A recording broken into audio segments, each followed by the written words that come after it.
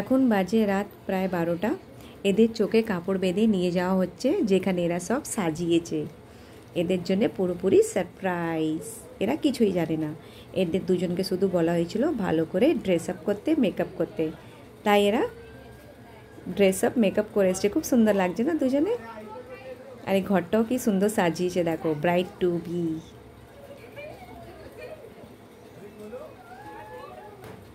Wow, কি সুন্দর! Congratulations both of you. এখানে আমরা সেলিব্রেট করছি স্পিনস্টার পার্টি।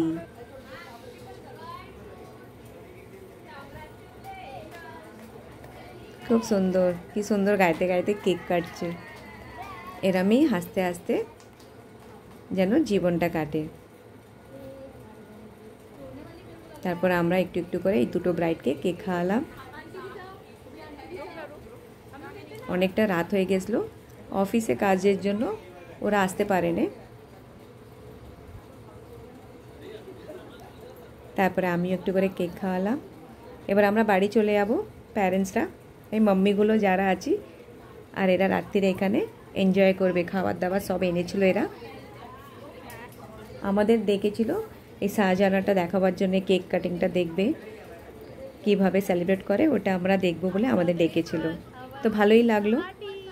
এই দেখো এখানে সবাই মিলেই আছি আমরা।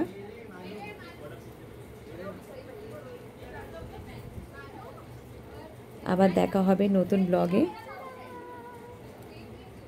বাই, টেক কেয়ার, সাবধানে থেকো।